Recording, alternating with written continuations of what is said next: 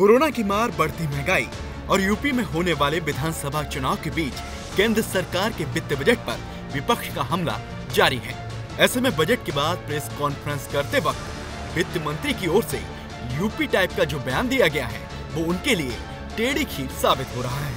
दरअसल केंद्र सरकार के आम बजट पर निशाना साधते हुए कांग्रेस नेता राहुल गांधी ने कहा था कि मोदी सरकार का बजट शून्य है, इसमें सैलरी क्लास, मिडिल क्लास, गरीब, वंचित, युवाओं, किसानों, एमएसएमई सेक्टर के लिए कुछ भी नहीं है। ऐसे में जब वार राहुल गांधी की ओर से हुआ था तो बीजेपी की ओर से पलटवार होना भी तय था। हुआ भी ऐसा ही, लेकिन इसी दौरान वित्त मंत्री से कुछ ऐसी चूक हो गई जो न सिर्फ उनके लिए बल्कि यूपी चुनाव में बीजेपी के लिए भी भारी पड़ सकती है। चलिए आपको इत्मीनान से समझाते हैं कि आखिर प्रेस कॉन्फ्रेंस के दौरान हुआ क्या था। दरअसल राहुल गांधी के बयान पर एक पत्रकार ने प्रेस कॉन्फ्रेंस के दौरान वित्त मंत्री से सवाल पूछ लिया। इस दौरान निर्मला सीतारमण ने यूपी से बीजेपी सांसद और वित्त राज्य मंत्री पंकज चौधरी से इसका जवाब देने के लिए कहा, जिस पर हंसते हुए पंकज चौधरी ने कहा कि राहुल गांधी को बजट समझ में नहीं आया है। बजट में सभी सेक्टर्स के लिए व्यवस्था की गई है। मैडम सभी चीजों पर जवाब दे रही हैं। ये एक दूरगामी बजट है, निश्चित तौर पर इससे भविष्य में देश को फायदा होगा। फिर पंकज चौधरी की बात को आगे बढ़ाते हुए वित्त मंत्री निर्मला सीतारमण ने वो कह दिया जो उन्हें कहना कतई नहीं चाहिए था। निर्मला सीतारमण ने कहा कि चौधरी ने टिपिकल यूपी टाइप जवाब दिया है।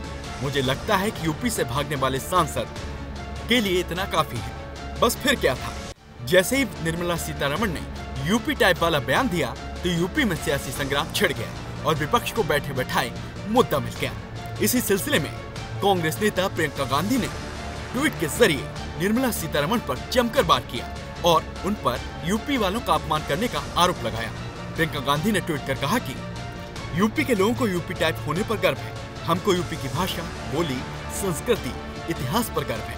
आपने यूपी के लिए बजट के झोले में कुछ नहीं डाला, ठीक है, लेकिन यूपी के लोगों का इस तरह अपमान करने की क्या जरूरत थी। प्रियंका गांधी के ट्वीट के बाद यूपी कांग्रेस भी एक्टिव दिखाई दी और उन्होंने भी अपने ट्विटर हैंडल के जरिए बीजेपी की केंद्र और राज्य सरकार पर जमकर निशाने साधे। साथ ही साथ यूपी कांग्रेस ने #यूपी मेरा अभिमान भी ट्रेंड करा दिया। यूपी कांग्रेस की तरफ से कहा गया कि निर्मला सीतारमण ने अपने शर्मनाक बयान से न सिर्फ यूपी के बौद्धिक इतिहास और चेतना को बल्कि समूचे प्रदेश की जनता को अपमानित किया है। यूपी की जनता इस अपमान का बदला जरूर लेगी। कुल मिलाकर साफ है कि यूपी समेत 5 राज्यों में चुनाव है। ऐसे में यूपी टाइप बयान देकर निर्मला सीतारमण ने बीजेपी के लिए एक नई मुसीबत खड़ी कर दी है। वीडियो पर अपनी प्रतिक्रिया कमेंट बॉक्स में दें और देश दुनिया की तमाम बड़ी खबरों से बाखबर रहने के लिए द न्यूज़ 15 को लाइक करें, शेयर करें और सब्सक्राइब करें।